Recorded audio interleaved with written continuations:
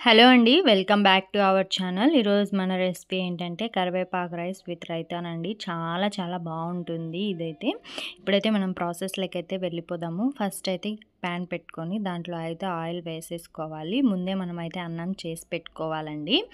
అన్నం అందరికీ వచ్చిందే కదా అని చెప్పేసి నేనేం చూపించడం లేదు. కొద్దిగా అయితే ఆయిల్ వేసుకొని దీంట్లో అయితే ఒక స్పూన్ వరకు అయితే శనగపప్పు వేసుకోవాలండి. చూస్తున్నారు కదా, కొద్దిగా ఎక్కువగా వేసుకుంటేనే బాగుంటుంది. దాని తర్వాత మినప్పప్పు కూడా వేసుకోవాలి. నేనైతే 2 టేబుల్ స్పూన్స్ వరకు అయితే మినప్పప్పు వేసుకున్నాను. అలాగే కందిపప్పు కూడా వేసుకోవాలి. ఒక స్పూన్ వరకు కందిపప్పు అయితే వేసుకున్నాను. ఇంకా 4 ఒట్టిమిరపకాయలు అయితే వేసుకుంటున్నానండి. ఇవన్నీ బాగా ఫ్రై అవ్వాలి నూనెలో. అప్పుడే టేస్ట్ అయితే చాలా బాగుంటుంది. ముందుగానే మనం అయితే కరివేపాకు రైస్ కాబట్టి కరివేపాకు అయితే కోసుకొని ఇలా కడుక్కొని బాగా అయితే వాటర్ లేకుండా చేసుకోవాలండి. నేనైతే 2 కప్స్ వరకు అయితే కరివేపాకు అయితే తీసుకున్నాను. కొద్దిగా ఎక్కువ వేసుకుంటేనే కదా చాలా బాగుంటుంది అప్పుడే రైస్ అనేది. అందుకోసమే నేనైతే కొద్దిగా ఎక్కువగానే తీసుకుంటున్నానండి. ఇదైతే బాగా వాష్ చేసేసుకోవాలి.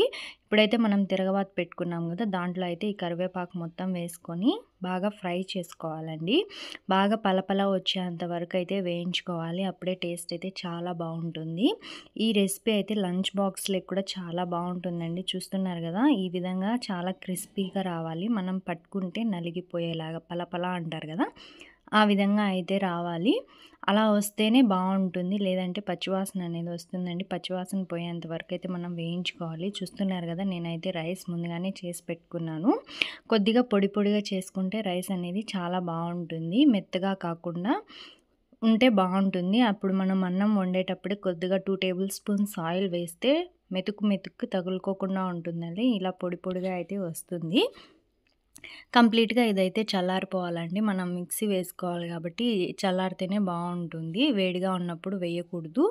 అందుకోసమే చల్లారిన తర్వాత అయితే ఇది మొత్తం అయితే వేసేయాలి. మిక్సీ జార్‌లోకి వేసేసి బాగా మెత్తగా పొడి అయితే చేసేసుకోవాలండి. చూస్తున్నారు కదా, ఈ విధంగా పొడిలాగా అయితే వచ్చేసింది.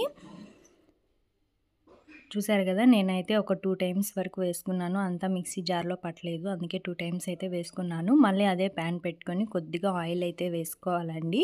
ఇప్పుడైతే మనం పోపు అయితే పెట్టుకుంటున్నాం దీంట్లోకి. ఇంకా 1 టేబుల్ స్పూన్ ఆవాలు, 1 టేబుల్ స్పూన్ జీలకర్ర, దాని తర్వాత మినపప్పు, శనగపప్పు, ఇలా ఇవన్నీ వేసేసుకొని ఇంకా 4 తెల్లగడ్డలు, అలాగే 2 ఎండుమిరపకాయలు, కొద్దిగా కరివేపాకు ఇవన్నీ వేసుకొని బాగా ఒకసారి అయితే పోపు పెట్టేసుకొని ఇదంతా బాగా వేగాలండి.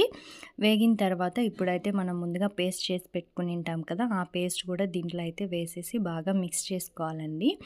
కొద్దిగా చింతపండు కూడా నానపెట్టుకోవాలి పులుసుకి సరిపడినంత. అదే వీడియో అయితే స్కిప్ అయిపోయింది, అందుకే నేనైతే చెప్తున్నాను. మన పులుపుకి సరిపోయేంత చింతపండు అయితే నానపెట్టుకొని దాని గుజ్జు అయితే తీసుకొని ఈ తిరగబాతలో అయితే వేసేసి ఒకసారి బాగా మిక్స్ చేసుకోవాలండి. పులుపు కొద్దిగా ఉంటేనే బాగుంటుంది. అంటే మీరు ఎంత తినగలిగితే అంత వేసుకుంటే సరిపోతుంది. ఇదంతా ఆయిల్లో మిక్స్ అయ్యేటట్టు బాగా వేయించుకోవాలి ఒకసారి.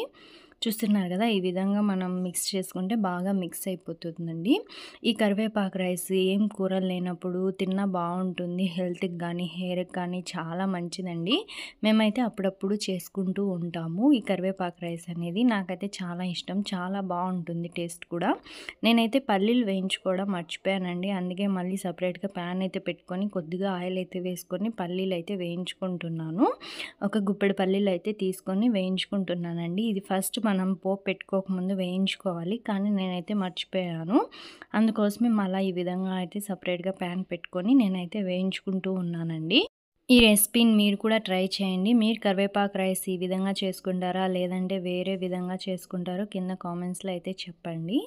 చూస్తున్నారు కదా, ఈ విధంగా కొంచెం కలర్ చేంజ్ అయ్యే వరకు వేయించుకుంటే సరిపోతుంది. ఇప్పుడు మనం రైస్ చల్లారి పెట్టుకున్నాం కదా ముందుగా, ఆ రైస్‌లో అయితే మనం ముందుగా వేయించి పెట్టుకున్న శనక్కాయ పప్పులు అయితే వేసేసుకొని ఒకసారి మిక్స్ చేసుకోవాలి. శనక్కాయ పప్పులు ఇంకా మనం పెట్టుకున్న తిరగబాత మొత్తం దాంట్లో వేసేసి బాగా ఒకసారి అయితే మిక్స్ చేసేయాలండి. అంటే ఉండలు ఉండలుగా లేకుండా బాగా పొడి పొడిగా ఉండే విధంగా చేసుకుంటే చాలా బాగుంటుంది రైస్ అనేది.